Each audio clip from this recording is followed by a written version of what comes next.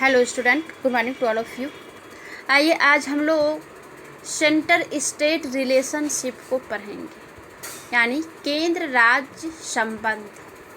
केंद्र राज्य संबंध क्या है और फिर इसके अंतर्गत जो भी संबंध आता है सारे संबंधों को पढ़ेंगे। जैसा कि हम जानते हैं कि भारत का संविधान अपने आप में संघीय व्यवस्था वाला है और संघीय व्यवस्था शक्तियां के विभाजन के सिद्धांत पर आधारित होता है, जिसका मतलब है कि संविधान द्वारा प्रदत्त सारे की सारी शक्तियां जैसे कि विधायी, कार्यपालिका और वित्तीय शक्तियां केंद्र और राज्यों के मध्य विभाजित है। तो इससे हमको एक बात याद रखने योग्य है कि जो हमारे संविधान में न्यायिक शक्तियां के विभाजन की कोई व्यवस्था नहीं की गई है, क्योंकि यहाँ जो है एकल न्यायिक व्यवस्था है। ये ऐसा क्यों है? क्योंकि इसे न्यायालय जो है, न्यायालय वाले लेख में जो है इसे अच्छी प्रकार से मैं समझा दूंगी। अब जो है कि केंद्र और राज्य के अपने अपने अधिकार क्षेत्र होते हैं। केंद्र का अपना अधिकार क्षेत्र होता है और राज्य का अपना, और दोनों ही स्वतंत्र है। पर फिर भी एक दूसरे के रूप में देखा जाए तो केंद्र एक अभिभावक की भूमिका में जो है हमेशा नजर आता है, जिसका काम है सबको साथ लेकर चलना। केंद्र और राज्य संबंध इसलिए भी जानना जरूरी है क्योंकि केंद्र आखिरकार जो भी करता है वो तो राज्य के लिए ही करता है। दूसरी बात यह है कि इसके बीच में जो संबंध करने का जो अध्ययन है, इन दोनों के अधिकार क्षेत्र को भी आसानी से अलग अलग करके हम समझ सकते हैं कि हमने जो है संघीय व्यवस्था में और संसदीय व्यवस्था में जो भी देखा, जो भी पढ़ा, तो किस तरह से केंद्र और राज्य के मध्य जो है चीज़ों का बंटवारा जो है किया गया है। अब केंद्र राज्य का जो बंटवारा है वो 3 प्रकार से किया है, जिसमें कि पहला है विधायी संबंध, दूसरा है प्रशासनिक संबंध, तीसरा है वित्तीय संबंध। अब तीनों संबंधों को एक एक करके जो है पूरा डिटेल से पढ़ेंगे। तो आज जो है हम लोग विधायी संबंध को पढ़ेंगे। केंद्र और राज्य के बीच जो है क्या विधायी संबंध है? तो विधायी संबंध का सीधा मतलब होता है केंद्र और राज्य के मध्य विधि बनाने का स्तर का संबंध। इसके बारे में संविधान के भाग 11 अनुच्छेद 245 से 55 तक केंद्र राज्य के विधायी संबंधों की चर्चा की गई है।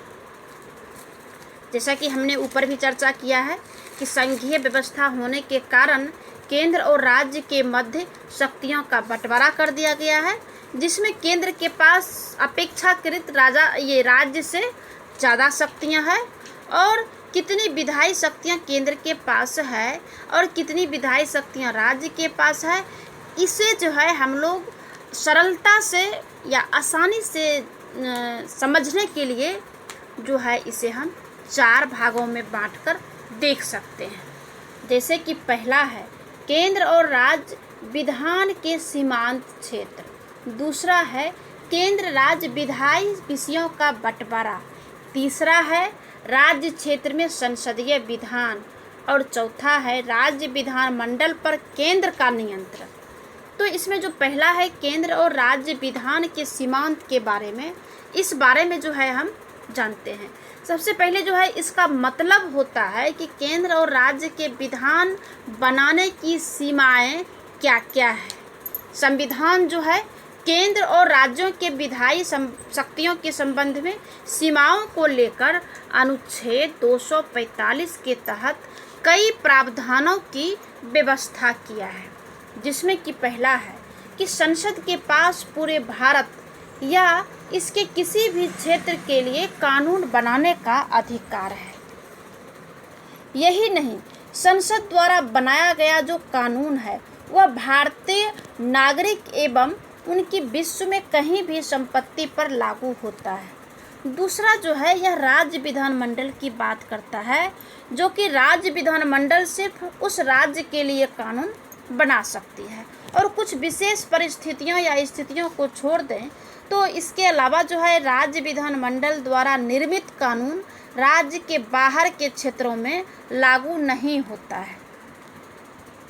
अब है कि संसद के कानून पर प्रतिबंध क्या है। तो कुछ क्षेत्र ऐसे हैं जहां पर संसद का कानून लागू नहीं होता है, या फिर दूसरे शब्दों में कहें तो राष्ट्रपति और राज्यपाल के पास कुछ विशेषाधिकार होता है जिसका इस्तेमाल करके वे खुद नियम परिनियम को बना सकते हैं। दूसरा है अंडमान एवं निकोबार द्वीप समूह, लक्षद्वीप, दादरा नगर हवेली और दमन द्वीप में राष्ट्रपति केंद्रीय कानूनों को लागू करने के लिए बाध्य नहीं होना है। इन क्षेत्रों की शांति, सुरक्षा एवं अच्छी सरकार के लिए राष्ट्रपति खुद का नियम परिनियम या कानून जो है लागू कर सकता है। राष्ट्रपति चाहे तो संसद के कानून को भी लागू कर सकता है या फिर संशोधन करके या बगैर संशोधन के भी लागू कर सकता है। तीसरा जो है राज्यपाल और राष्ट्रपति को ये शक्ति है कि अनुसूची 6 के राज्यों तथा मिजोरम, असम, मणिपुर और त्रिपुरा के विशेष राज्य प्राप्त जनजातीय जिलों में संसद के किसी कानून को परिवर्तनों के साथ लागू कर सकता है। ऐसा करने का दरअसल मकसद ये है कि वहाँ के जो जनजातीय संस्कृति है उसको बचाना है, क्योंकि जाहिर है कि एक ही कानून इतने बड़े देश में सबके लिए उसी रूप में उपयुक्त हो, ये जो है पूर्णतः ज़रूरी नहीं होना चाहिए। अब जो दूसरा है संबंध या फिर जो दूसरा जो केंद्र और राज्य के बीच जो विषयों का बंटवारा है, ये दूसरा है केंद्र राज्य विधायी विषयों का बंटवारा है। इसके बारे में अनुच्छेद 246 में कहा गया है कि संविधान में केंद्र एवं राज्य के बीच विधायी विषयों के बंटवारे को जो है यहाँ पे रखा गया है, जिसे कि त्रिस्तरीय व्यवस्था की गई है, जिसे 7वीं अनुसूची में रखा गया है। ये 3 प्रकार की जो सूची है, यह है संघ सूची, राज्य सूची और समवर्ती सूची। अब इन तीनों को जो है बारी बारी से समझते हैं डिटेल से, जिसमें कि पहला है संघ सूची। संघ सूची से संबंधित किसी भी मसले पर कानून बनाने का संसद को विशिष्ट अधिकार या शक्ति प्राप्त है। इसमें कोई भी राज्य हस्तक्षेप नहीं कर सकता है। जिस समय संविधान बनाया गया था उस समय इसमें 97 विषय था, अभी जो है वर्तमान में 100 विषय है, जैसे कि रक्षा, बैंकिंग, विदेश मामले, मुद्रा, आणविक ऊर्जा, बीमा, राज्य, केंद्र, व्यापार एवं वाणिज्य, जनगणना, लेखा परीक्षा, ये सब जो है संघ सूची में आता है।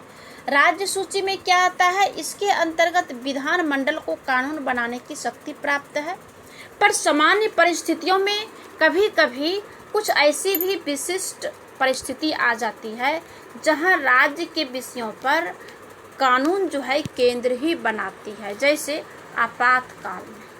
अब जिस समय संविधान बनाया गया था उस समय इसमें जो है 66 विषय था, अभी वर्तमान में 61 विषय है, जैसे सार्वजनिक व्यवस्था, पुलिस, जनस्वास्थ्य, सफाई, कृषि, जेल, ये सब जो है इसमें आता है। तीसरा जो शेड्यूल है या सूची जो है समवर्ती सूची है। इसके संबंध में संसद एवं राज्य विधानमंडल दोनों कानून बना सकते हैं। कोई भी अब विषय है जो कि जिस पर कि कानून जो है राज्य और केंद्र दोनों बनाता है। इस सूची में पहले 52 विषय था, लेकिन अब 47 विषय है, जैसा कि आपराधिक कानून प्रक्रिया, सिविल प्रक्रिया, विवाह, तलाक, जनसंख्या नियंत्रण, परिवार नियोजन, बिजली, इन सब को जो है ये सब जो है सारे जो है अतिरिक्त सभी न्यायालयों का गठन करना, ये सब दोनों सूची में आता है। अब जो है 42वां संविधान संशोधन अधिनियम 1976 के तहत 5 विषयों को राज्य सूची से समवर्ती सूची में शामिल किया गया है। वे कौन सा है? जैसे शिक्षा है, वन है, नापतोल है, वन्य जीव है और पक्षियों का संरक्षण और न्याय का प्रशासन जो है, ये 42वां संशोधन 1976 को 5 विषयों को राज्य सूची से निकालकर इसे जो है कहाँ दे दिया है? समवर्ती सूची में दे दिया गया। इसे जो है अच्छी तरीके से याद रखना है। अनुच्छेद 247 जो है वो संसद को कुछ अतिरिक्त जो है न्यायालय की स्थापना की शक्ति देता है।